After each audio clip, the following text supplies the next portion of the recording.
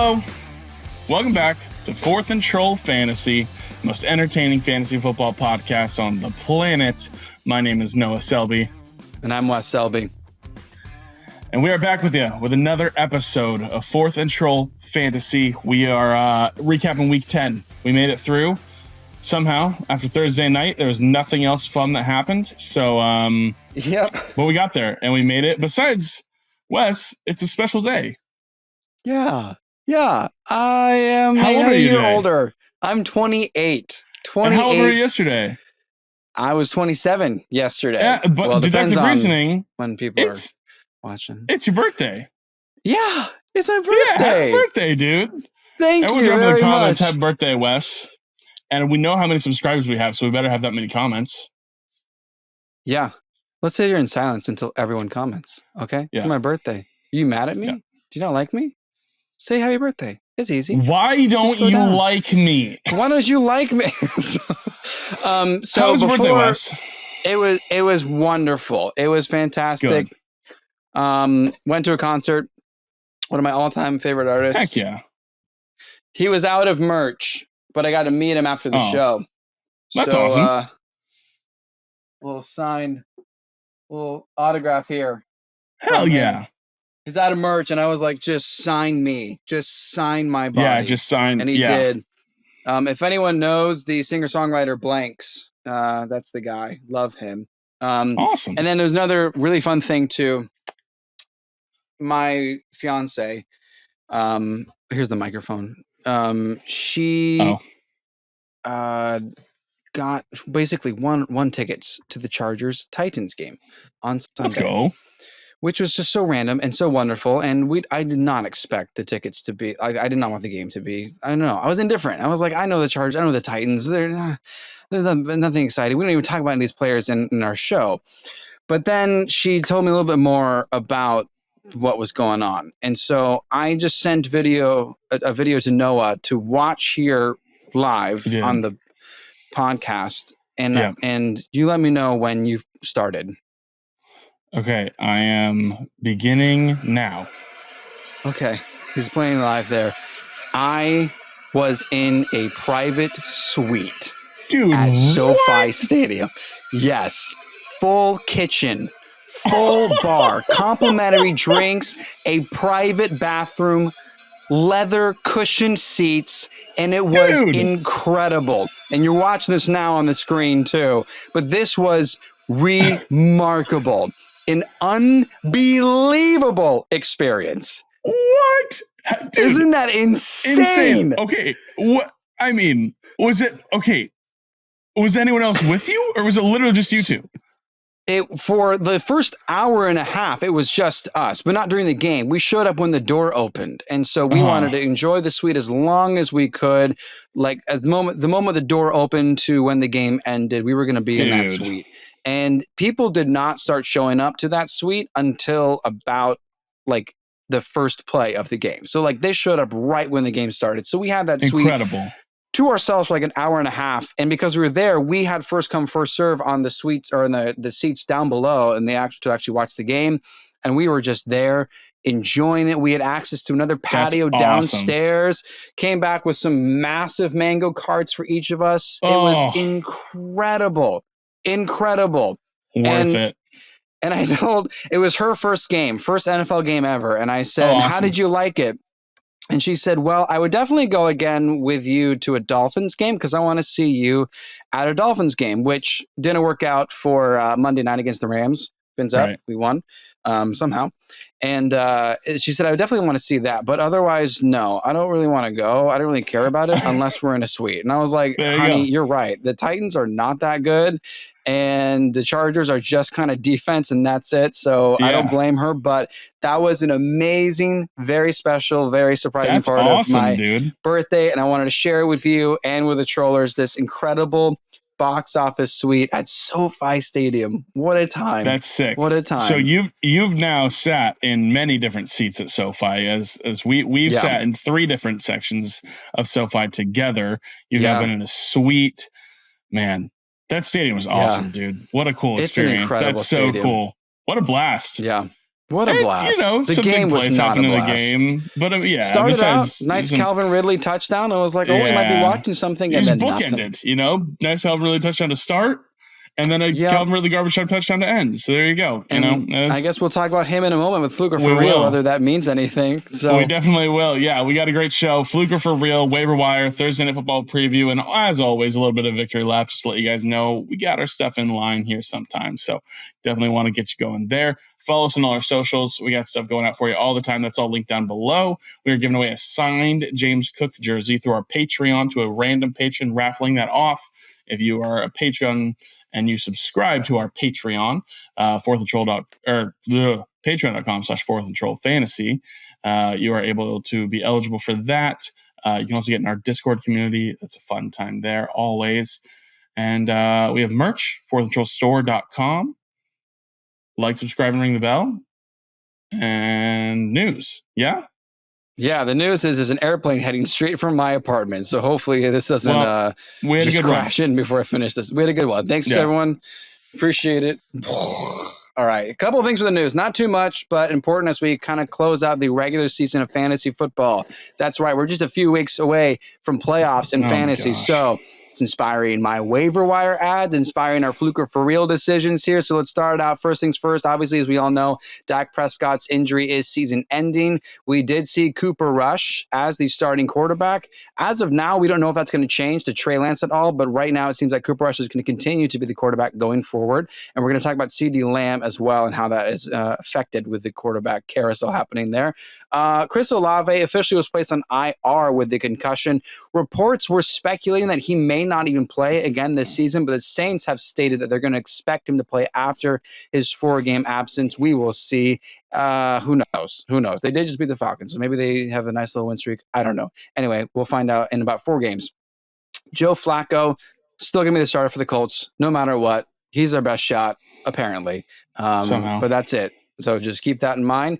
And Aaron Jones, he sustained a bit of a rib injury against the Jaguars. Limited in practice already. He should be good to go. We'll see how that affects anything for him. Cam Akers is the backup. And then the best news that I could ever say in the microphone the last couple of days here. Brian Dable says they will spend the next few days evaluating if Daniel Jones will remain as the starter for the New York Giants. Yeah, tough. Okay, we will find out very soon. That's it for the news. Now, some victory laps. Just a few here for the week. Kind of a stale week. I feel like Thursday night sucked all the fantasy from all of week 10 into Thursday night. But we got some things right. Couple things from me.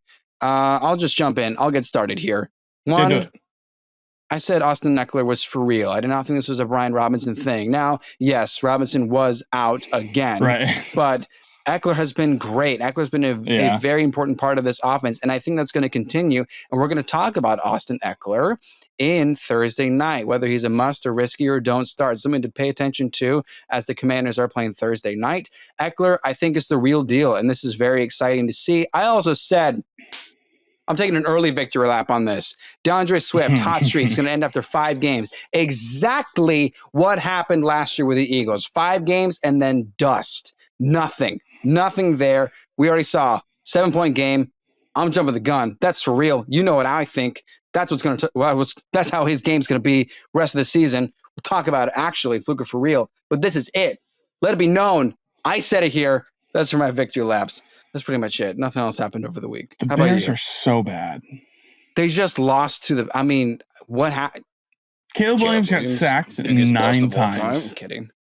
That's ridiculous. They had a pretty good Patriots had 16 sacks coming into the game, and they sacked Caleb Williams 9 times. The whole team is checked out. Like, if I don't know how Eberflus hasn't been fired. Well, dude, DJ Moore was asked has Eberflus lost the team? This is last week even before this game. It was asked has Eberflus lost the team? And the answer was something along the lines of I'm not gonna say no or something like that. It was just ridiculous. It was DJ Moore is pissed. To be honest, he's being a little bit of a pissy pants. But did you see him walk again in the game against the Cardinals? Did you see him walk off the field mid play? No, dude. I missed that entirely. Mid play, Caleb. I think he thinks that Caleb's just going to get sacked or something. So it's like third down. So he just like walks off the field, and Caleb's like extending the play and starts running the other way. And DJ Moore's like already walked over to the bench. It's just the offense is the team is lost, dude. It sucks. Wow. It's terrible. Luke Getsy sucks as a play caller. The whole team sucks. Anyways, my victory lap. There's a little detour there. The Bears are terrible. And I don't think it's Caleb Williams' fault, but what we ready victory lap. Okay, here you go. Go ahead. What we said, what my biggest question mark on him was coming into the NFL was everything that I'm seeing that's great in college is everything where a play breaks down. When a play breaks down and he moves around and gets outside and extends the play, looks great.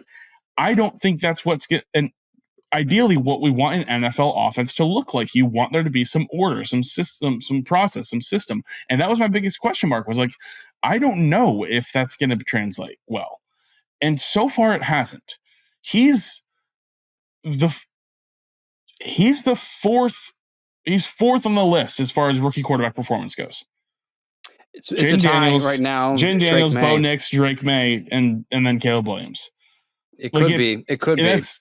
That's where you rank them. Like, that's how you rank those rookie quarterbacks so far. And I don't want to say it's fully his fault, but like, this is just bad. Like it's the coaching is bad. The O-line is rough, and it's just, yeah. Anyways, I'll go quick here. My dud I called was Tank Bigsby, and he was absolutely a dud. He did go out for a little bit in the game. He was a little hurt, banged up, but he came back, barely was involved. They weren't in the game script to be able to doing it, except for they kind of were, and he still wasn't involved. It was just still Travis Etienne and a Mac Jones-led offense. I don't know how many of those, like you said, Wes, how many of those Jaguars players we even want to start. That was disappointing, to say the least. And then James Conner was my stud, and he was an absolute animal. Got brought down at the 1 on what would have been like a 45-yard touchdown catch. Ended up scoring like 2 plays later, and he was just awesome. He's great, and I don't want to jinx him, but he is staying healthy for the first time in his career, and it's awesome to see, and it's very, very cool. And we're seeing Trey Benson get a little bit more run as well, but James Conner's been great. He's been absolutely awesome, and he's going to continue being great, and potentially going to be in the conversation for one of the best values in the draft for sure. So there you go. So that's a little victory lap here. Let's jump into a waiver wire, because things to talk about. Week 11, some guys on the waiver wire that you need to pick up. We're going to go over a few of them here. Wes, you take it away, because I really like yours, and I'm glad that you are talking about them here. Thank you. So my waiver wire is in line with where we are in the fantasy season. It is time to pay attention to what will happen in the playoffs should some of these star players go down, especially at the running back position. It's time to handcuff anybody's running back that you can, whether it's your own or someone else's. And so my waiver wire is going to be Gus Edwards. He just came back from IR. I watched him in person against the Titans, and this guy had double-digit carries. That is no joke. And the Chargers are a rush first team. Absolutely, yes. Quentin Johnson had a big touchdown, and they had some big plays there in the passing game. But this is clearly a rush first team. This is actually what we thought the offense would look like when Jim Harbaugh was hired as the head coach. And it's exactly as we thought it would be, which is crazy. And then there's Greg Roman as well as the offensive coordinator, who brought back J.K. Dobbins and Gus Edwards. 100% go get Gus Edwards. Look for any other handcuff running backs as well, because you're getting into playoffs. You want to make sure you have the guy and that you're not in danger when someone else could beat you because of this and that. You know how it works. So Gus Edwards is my waiver wire ad for week 10. Yeah. Into week 11. Into week 11. Yeah. He looked great. 5.5 yards a carry, 10 carries for 55 yards. He looked awesome. Like he looked like a better runner than J.K. Dobbins did in that game. And it just goes to show, first game back, they just want him to get healthy. I mean, we talked about it all offseason. He might have been the steal of the draft because of the relationship he has with Greg Roman. So yeah, Gus Edwards is great pickup, dude. Absolutely. I think he's definitely worth grabbing there. Even has some standalone value, in my opinion, but especially if J.K. Dobbins goes down. 10 for 55, and can you imagine if he got maybe a goal line touchdown? You're pretty okay with that day. that could have been a massive Hassan score Haskins. For him. Can So you ridiculous. okay, Harbaugh, whatever, dude. Dude I rides for watched his that and Michigan was boys. like, who is? Dude, come on. Yeah. Anyway, all right. I got 3 guys here. First one is just an addition because I already mentioned him last week. I mentioned him because we were hearing rumblings. We said, okay, this rookie is opening up the second half of the season. It looks like he might get a shot here to be the lead back, and he absolutely did. It's Audric Estime for the Denver Broncos.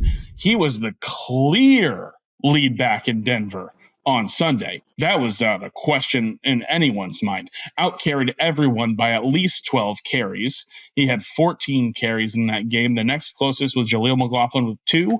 Javonte Williams had 1 carry. That was it. Sean Payton is very clearly rolling out his young guys to see what he has for the future here, and still nearly beating the undefeated Chiefs in the process. Like that, just I like the Broncos, man. I don't like Sean Payton.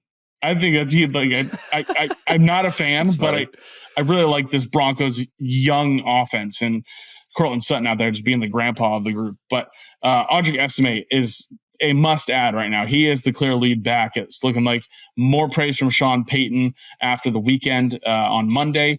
Definitely saying thought he looked good out there. Definitely going to let him get some more opportunities. So keep that in mind. Estime is out there again in nearly all leagues. Hopefully not in your league though, because hopefully he's on your bench because you grabbed him. My next guy here, Marquez Valdes-Scantling. Okay. 25.9 fantasy points. Is this a new Rashid Shaheed? Is this what we're doing? Is this what this is? Because let me tell you what. The Saints and Darren Rizzi and Derek Carr just have this attitude. Dude, they're at this point, they just don't care. They're like, whatever, we're like losing anyways. Like we may as well just play this crazy, like air the ball out. Dude, Marcus Valdes-Scantling, here it is. He had Patrick Mahomes. He had Josh Allen. All he needed was Derek Carr. That's all he needed to unlock the potential, dude. So, I mean, listen, we'll talk about him in Fluke for real, but I think he is worth adding for sure because as you talked about last week, Wes, with Cedric Wilson, who ended up being out in this game, there's nobody else. Like, it's like Kamara and Taysom Hill. And then, like, who? Like, is that it? Like, I don't know. So we'll definitely have to see there. But Marcus Valdes-Scantling, name worth adding there.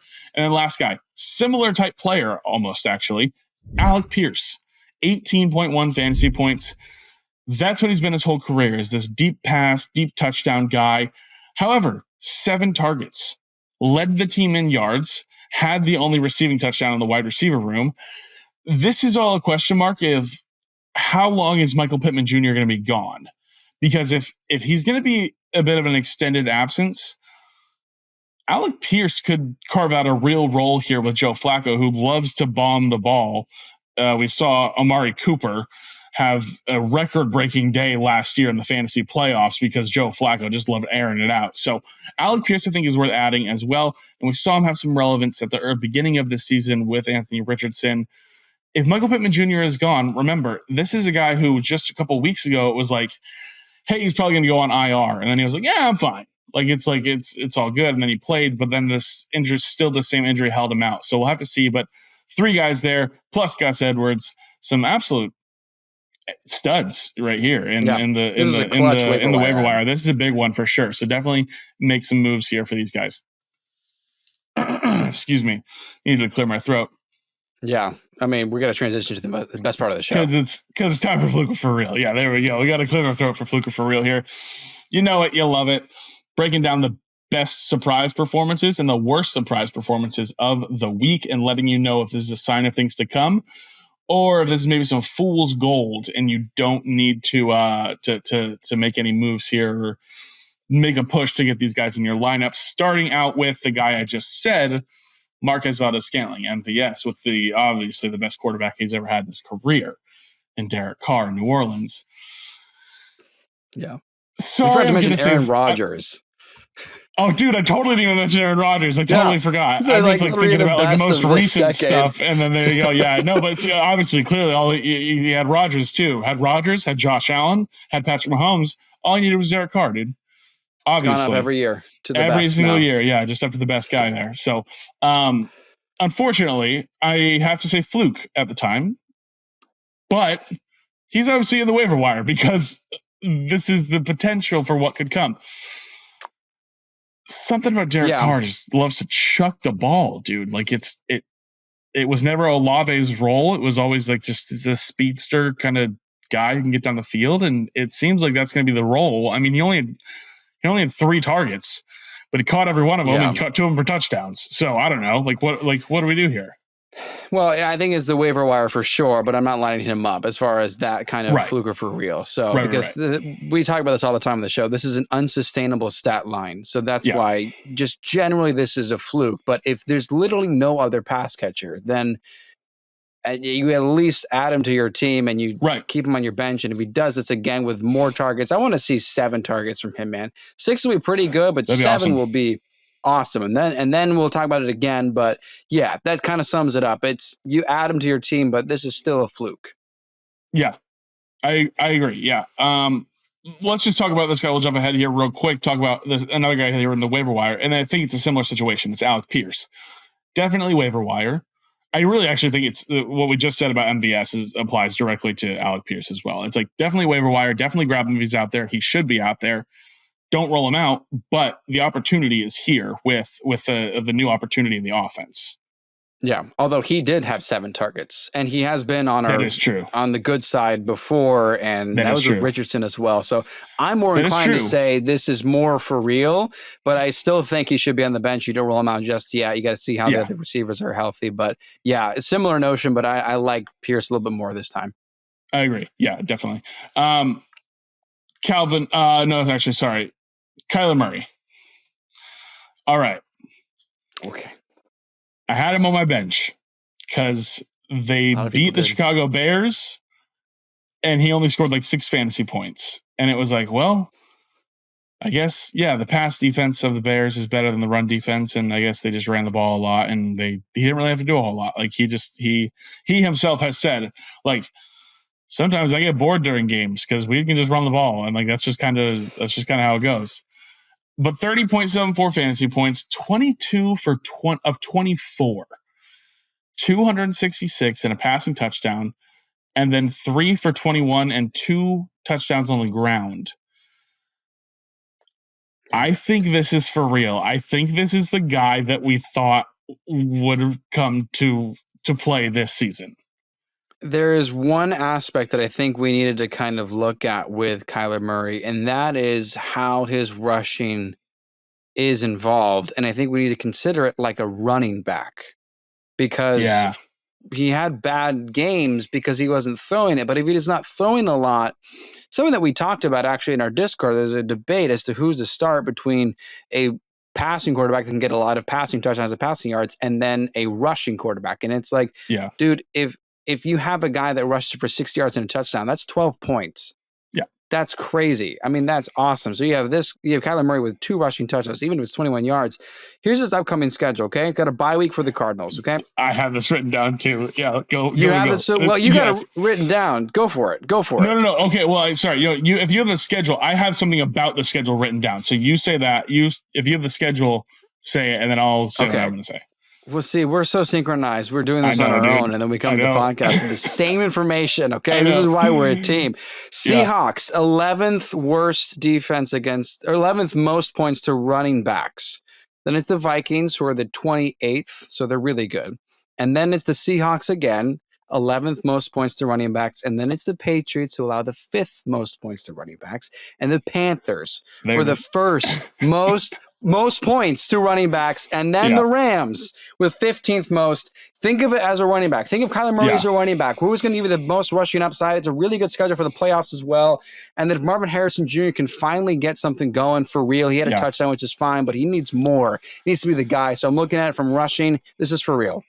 Yeah, he definitely has more opportunities to come, Marvin Harrison Jr. does, because we just tag teamed off each other, Wes, because I have a different stat about his remaining schedule.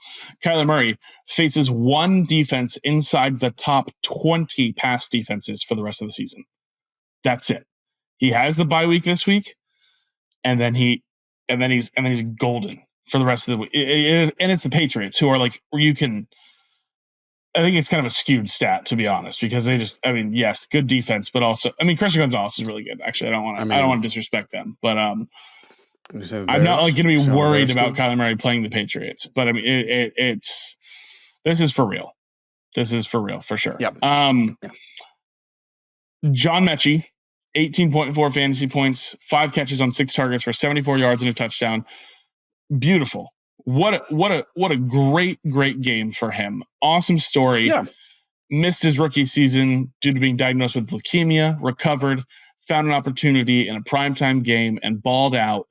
And unfortunately, it's a fluke because Nico Collins is going to be back. And we saw the inconsistency of 3 wide receivers in this offense when it was Stephon Diggs, Tank Dell, and Nico Collins.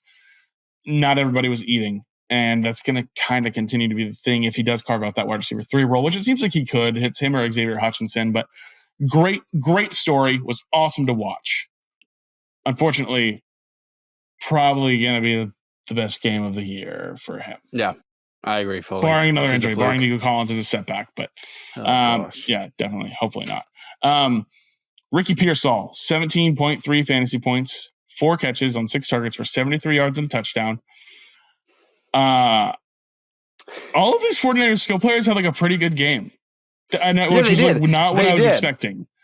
It was like, oh, McCaffrey's back. Somebody's going to lose out. And then it was like, oh, everyone was like pretty good. Like Jawan Jennings, awesome. Oh my gosh. I cannot wait for him to continue just balling out this year.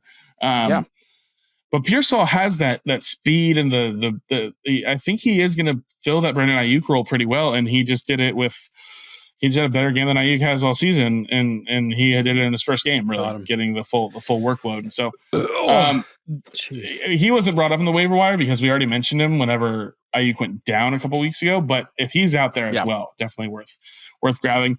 And then I jumped around here and I saved this guy for the end because it's Calvin Ridley, the guy you watched in person, Wes. 25.4 fantasy points, 5 catches on 9 targets for 84 yards and 2 touchdowns. I would like to hear what you think about this performance and Calvin Ridley.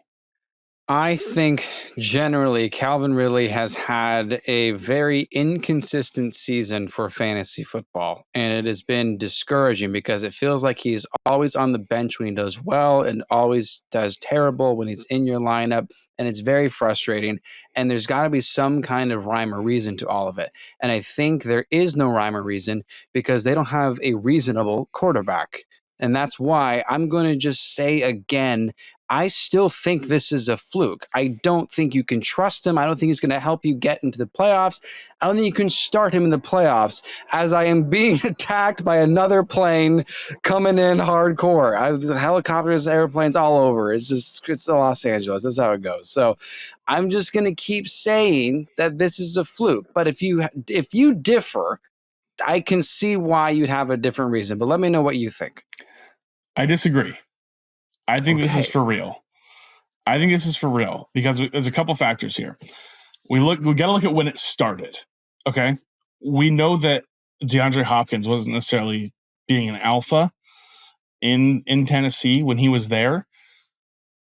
But I think it's a little more than coincidence that DeAndre Hopkins departs. And then for 3 straight weeks, Calvin Ridley has respectable fantasy performances. 22.6, 12.3, 25.4. I'm going to give you a list of the wide receivers that have more fantasy football points than Calvin Ridley does over the last 3 weeks. Jamar Chase, Justin Jefferson, end of list. Okay. He's the wide receiver 3 over the last 3 weeks. And here's the last part. He has the second easiest wide receiver strength of schedule for the rest of the year. He plays the Vikings. You can pass against them. He plays the Texans. You can pass against them. He plays the Commanders. You can pass against them. He plays Jacksonville twice. You can pass against them. He plays Cincinnati. You can pass against them. He plays Indianapolis. You can pass against them. And then the second Jacksonville matchup is in the Fantasy Football Championship. I think after 3 weeks, Calvin Ridley is actually a lineup lock for me. Like, I don't think I'll take him out of my lineup. So we'll have to see. But the volume has been so good. And he did it with Rudolph and with Levis. And it's just, and it was against the Chargers. I understand it. And there's so much inconsistency in Levis's play. But I really like Calvin Ridley rest of the season, and I think it's going to be really interesting to see what happens. But yeah, he will be the playoff hero or the heartbreaker of this season. I think that's fair to say. Yeah, I think it's very fair to say. Okay, let's jump into the bad guys. Bad guys. CeeDee Lamb, 8.4 fantasy points. 6 catches on 10 targets for 21 yards. RIP. I mean, I don't know what to say. This is like Cooper Rush had 23 pass attempts and he threw for like 45 passing yards. There's something insane like that. This is not going to be good. Like you've taken so many steps down with CeeDee Lamb for the rest of the season. Probably. Here's the only saving grace is I looked at how he did with Cooper Rush 2022 when Dak went down with the thumb and the hand injury. And it's pretty good. It's not amazing, but it's fine. Full PPR, 15 points, 22 points, 21 points, 10 points, 12 points. And that's how he did. Okay. That's fine. It's not terrible. That's fine. No. So I don't think there's any reason to sell CeeDee Lamb. I don't think there's anybody that should panic on CeeDee Lamb. It's just not going to be week winning upside that he had with Dak. So I would strongly encourage people to try to make a move to get CeeDee Lamb. But I think his ceiling is absolutely capped at 25. Well, because it's CeeDee Lamb. If he's going to be your wide receiver 2 or 3 on your team, I think that's going to be fine. What do you think do you think that owner is going to take that cheap of a deal? Probably not. Right. I would. That's why I think go for it. If I have CeeDee Lamb, I think I'm trying to sell right now. Depends who's available. Right. And so I think I'm trying to sell depending on what you can get. I mean, but like if you can go get if you could go, we're going to talk about this guy next, but like if you could go get Tyreek Hill, I'm going to go get Tyreek Hill. And like there could be somebody who's the Tyreek Hill manager is super fed up with the season and they're done even in another game with Tua back, just 11 fantasy points. Like they're just super done with it. But the Dolphins just won, and if they're trying to make a push, if they're going to try and make the 7th seed in the AFC, like they're gonna make sure he gets involved. So like, if you can do that, I'll be honest. Like I might trade him. I might trade him for Calvin Ridley. I might trade him for like Calvin Ridley plus, not straight up, but like I might trade like Calvin Ridley and like an RB2, like if you could, like I might do that. Like I might to get another running back, I think would be fine. Yeah, I like that. I'm worried if Ridley, or sorry, not if Ridley, if Lamb comes out and just has another 8-point game again, you can't trade him. Like you can't get value out of him after that. If he has another stinker against the Texans, like if Texans, I don't like. You won't be able to get like the value for him that you can, and then you're just going to be kind of stuck with him. And he's going to be in your lineup every week because he's CeeDee Lamb. But like, you could send him now for Calvin Ridley plus Josh Jacobs or something like that. Like see if you can make that trade work or something along those lines. And I would probably accept interesting. That's interesting. I like this, and I want to hear what people think of this. Who would you rather have rest of season, CeeDee Lamb or Tyreek Hill? That's a great question. Yeah. 2 first-rounders that have had some up and downs, and right now they're both still pretty bad. Who would you rather have rest of season? I like Tyreek Hill. I do too, and he's the next guy we're talking about here. As I mentioned, 11.7 fantasy points. Both these guys are in a similar situation. They've been good or disappointing at weeks. And if you have them, you're rolling them out. Like that's the difficult part of it is that they're probably in your lineup, and that's kind of how it's going to go. So, Jalen Waddle, however, I thought we were going to get a game, man. I thought so too. First drive, 2 big plays. 2 big plays. The wrist first injury drive with Hill going in. Man, I thought for sure. Yeah, I thought it was going to be a good one. I like the targets. I like the 6 targets, but to be honest, I don't have Tua's stat line right in front of me, but the passing game itself wasn't at its finest. No. In this game. I said it was do or die 20 for 28, fantasy. 207 and 1 touchdown. Waddle led the team in receiving yards. So, I mean, that's good. But, yeah, it's tough. I traded for Jalen Waddle. Unfortunately, he's been relegated now to my bench. Well, fortunately, because I have Calvin Ridley and Cortland Sutton. So that's the fortunate part, is that those guys get to come in. Good for you. But yeah, Waddle is no longer like just the every week start. Like he's no longer a risky boomer bust. Like there's no reason to have it's him not in your like a lineup question right now. This is anymore. It's kind of like you need to see him have a couple good ones. Like he'll need a couple like 15 plus point games in a row with the good targets in it as well, with like the 5+ targets or 6 targets, especially in it as well. Playoffs too. Playoffs coming up. I mean, how are you going to start Waddle with any confidence? So that's for real. But Tyreek Hill, it's so good to see him get in the end zone, but there's still concern for me with 4 targets. That's concerning. And then 16 yards. Yeah. What's going on here? I know he had a couple rushing yards as well, but truly, Devon Achane's the best running back and wide receiver on the team.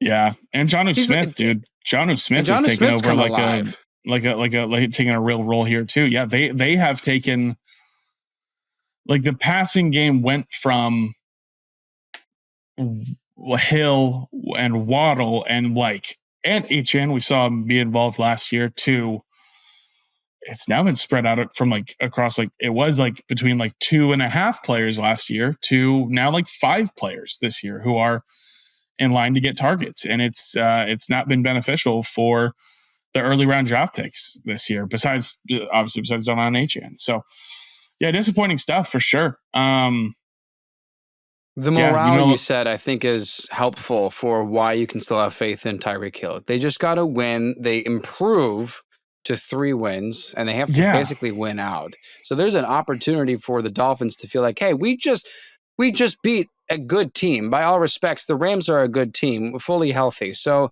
maybe there's some inspiration for Tyreek and Tua to air it out like they did last year. I'm still very worried if this happens again. It's too late. You know, the trade deadline for fantasy leagues is ending after this week, maybe next week, depends on people's formats. I think it's soon. It's 17th, 18th, something like that. So we'll figure it out now.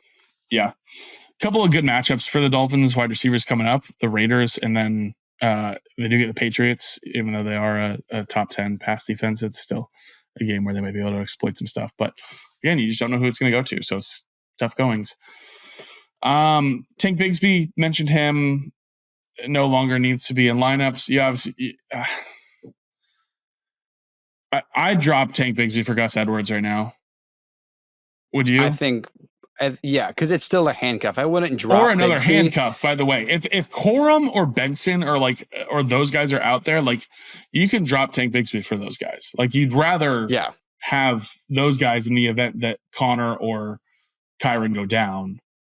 Like you said, Wes, you mentioned it. It's the time to have the handcuffs, because I've been rostering Blake Corum on rosters every single week for many weeks now, just because Kyron hasn't stayed healthy for a full season yet. And if he does go down, Corum's going to step in and get good work. So it just depends. But Bigsby, you can drop. He's droppable.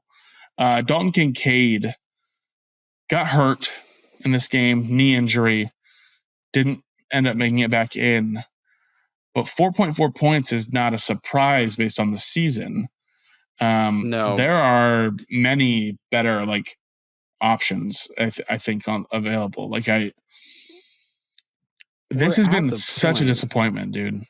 It's one of the bigger disappointments. I don't think he qualifies in the top 10, which we'll talk about in our Thanksgiving episode coming up. A little teaser for a Thanksgiving special. Some of the biggest turkeys. So Noah and I are each going to give you our biggest turkey. Dalton Kincaid's not going to be my biggest turkey because there have been some pretty bad ones. But I do think that this was an opportunity for Kincaid to be that early 4th, 5th round pick people drafted him for, like myself in every league. So this is disappointing. But I was just going to say, Cooper, no Keon.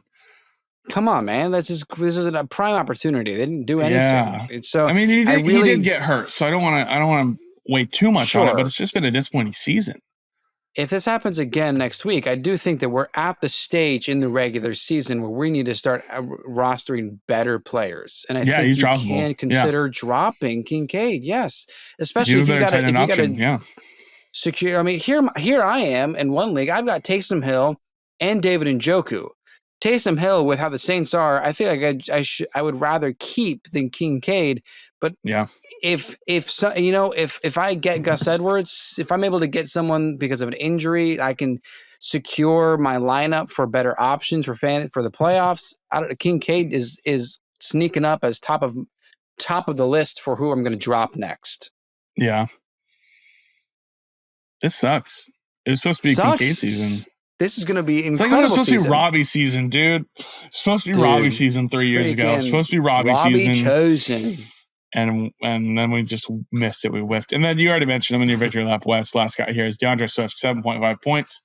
This is for real because the offense is lost. And maybe he'll rattle off another top 24 week. He'll break off a touchdown or something like that. But this offense is just broken. He's not even getting stuff in the PPR game. 1 target. It's bad. Bad stuff. Bad. All right. Fluke for real. There you go. What's left to do in this show? Thursday Night Football. We have Thursday night. There you go. Dude, I'm so on top of it right now. You're on fire, dude. What else? I'm killing it. Commanders at the Eagles, divisional matchup. Let's get a good one again. Bezos, give us a good one. We're hoping for it. Give us a repeat. Give us another 55-point wide receiver game. Give us another 40-point quarterback game. Let's get it. Must starts, guys that you got to have in your lineup. Risky starts. We're going to tell you which way we lean on it, but we're feeling a little uneasy either way. And then don't starts, guys. You got to just don't fall into the trap. Don't do it. Don't start out your week with these guys in your lineup. My must start for Thursday Night Football this week is the Commanders RB1. I don't know who it's going to be. I don't know if Brian Robinson is healthy. I don't know if he's going to start. If he does, if he's healthy and he's good to go, start him. If it's Eckler, start him. If for somehow they're both out, if it's McNichols, start him. I don't know who it's going to be, but Cliff loves to run the football at the goal line. Jaden Daniels' managers were furious this past week because three touchdowns they scored in that game, all 3 1-yard runs by the running backs at the goal line. Just disappointing for Jaden Daniels' managers. But these guys are going to get the chance. So whoever the starting running back ends up being, if you have Eckler, get him in the lineup on Thursday night in your running back slot, by the way. Don't put him in your flex. If Brian Robinson's back and healthy, which I was surprised he was inactive. That was a surprise inactive for me. I thought he was going to play. Nowhere. So I would assume he plays on Thursday night. Maybe they were just saving him. I don't know. This guy. I couldn't even mute it. I was just doing that right there. Sorry about that. But that's my must start is the Commanders RB1. Whoever it ends up being, they need to be in your lineup. Yeah. I'm in agreement with you. I'm going to be more specific that I think Austin Eckler has deserved a starting role. I think it has earned his way over the few weeks, even with Robinson back. If he does play, I still like Eckler. I still think that he's proven that he is an important part of this Commanders offense. And as infuriating as it is for Jaden Daniels owners, Noah and I both being one of them, Eckler is a goal line guy now, and he's still getting a little bit of PPR work as well. So I do like Eckler going forward. And yeah, the Eagles are a tough team, but I like Eckler. I think he's of anyone that has a question mark, except for Devonta Smith, you lock him in. I think Eckler has earned that role. I earned that after the last few weeks. Great. Yeah, I agree. Yeah, I think I want to see how it plays out if Brian Robinson is back, but Eckler has looked great in whatever chances he's gotten. And so hopefully they give him some more if it's a split backfield on Thursday night for sure. My risky start for this game actually is Devonta Smith. The on weeks have been great, but sometimes he just ends up disappearing when they go up. I don't anticipate this game being like that. But when they go up and they're there, he kind of just disappears and there's not much passing volume and it's kind of Saquon. And if they're going to drop back, Jalen Hurts is kind of locked in on AJ Brown. It's also a short week and the hamstring injury could hinder him a little bit. He's still played on Sunday, obviously, but Washington defense has been really good this year and you're playing him. I have him. I'm going to be playing him. I'm just a little nervous after a down week and with him nursing an injury. But so that's why he's my risky start. But he's going to be in your lineup. I just want to temper expectations a little bit. Yeah, I think it's fair too, because I was looking through Fluke for real, and I was like, well, you can't question if Devonta Smith is Fluke for real, because it's like, obviously it's Devonta Smith. Right. He has up and down games. That's kind of how he's been, except for 2022 when he was a top 10 wide receiver. Hasn't quite been that guy since the 2022 season. And obviously that was before Saquon as well. So I'm not sure what to expect. And I think that's fair to say that it's a risk. And if someone may want to play a better matchup, go for it. My risky start is Zach Ertz, who has been a similar situation, up and down. There's a chance that Zach Ertz could be the guy, and you never know. And we've seen Zach Ertz have some stellar weeks. He's been a waiver wire ad on the show. He's been trending for waiver wire ads across all platforms multiple times during the season. He still shows that he's got it. Terry McLaurin has definitely cemented himself as the top target for Jaden Daniels. It's nice to see that McLaurin is really flourishing, but what's going on? You can tell me. Zach Ertz, my risky start. What's up? It's a Zach Ertz revenge game. I didn't even realize it. I didn't even think about it. Oh my God, my must start is Zach Ertz. Oh my God. Oh my gosh, Oh my gosh. Oh my gosh. I didn't even think about it. I'm flipping it right now. You're so right. He had the game-winning touchdown catch in the Super Bowl against the Patriots. Must start is Zach Ertz. My risky start is Austin Eckler. I've completely changed it. You are so right. Lock in Ertz, baby. That's such a good call. I just realized it. That's going to be awesome. I got to go pick him up off the waiver wire. Man. Yes. That's going to be thrilling. And it's in Philadelphia. And it's in Philly. Man. I'm now suddenly so much more excited to watch this game. Holy crap. It was going to be a good game anyways, but I'm so glad to add this little narrative onto it. My don't start is the guy that took his job. It's Dallas Goedert. He saved your week with a touchdown, but he only had 3 targets and he only had 2 catches for 25 yards. One of them just ended up being a catch in the end zone. With the full fleet of weapons back, similar to the Texans, not everybody's going to eat. And when there's 3 receiving options, it usually ends up being Goddard that gets left out. They usually try and get Devonta Smith the ball more often than not, and get AJ Brown the ball as well, obviously. So Dallas Goedert is my don't start. I know the tight end landscape is a little rough, but don't be fooled, I think, by the points. Look at more of the targets and the yards. So there you go. Good call. And I also am going to kind of go back to the running backs here for my don't start. I actually don't think you should start Jeremy McNichols. I don't think that's anyone that you should lock into a starting lineup. I think it's worth rostering. But you said the touchdown. If any of these running backs are ruled out, we're recording on our Monday night, as you know. So when you see this at some point, there may be a ruling for running backs, but I still don't think either way that Nichols is a for sure start. He's not even worth a risky start. I think he's a don't start for the game. Yeah, I agree. Definitely don't get that guy in the lineup. Idiot. That's it. Thanks for hanging out with us. Idiot. Wish happy birthday to Wes in the comments, and we will see you guys on Friday. Going to be a good time as we're gearing up. Just to let you guys know, some adjusted releases coming up here in the next couple of weeks, just for the holiday season, as we're about to be doing some traveling and stuff like that. So we'll have some adjusted releases, some couple more shorter form content, a little bit like we did a few weeks ago. And then an earlier release, as we tease a little bit of Thanksgiving special, we're going to drop for you guys as well. It's going to be a fun time for sure. So make sure you're subscribed and have that notification bell turned on so you definitely get all of our stuff. Follow us on our socials. And if you want to win a signed James Cook jersey, you can do that through our Patreon, patreon.com/4thandtrollfantasy. And we will see you guys on Friday. My name is Noah Selby. And I'm Wes Selby. And this has been 4th and Troll Fantasy. Happy birthday, Wes! Oh, thank you so much, guys. Oh, thank you for all the comments. It's so sweet. It's so nice. No! Take that back! Thank you so much, everybody. 4th and Troll Fantasy is a production of FQ Media and Selby Artistic Workshop.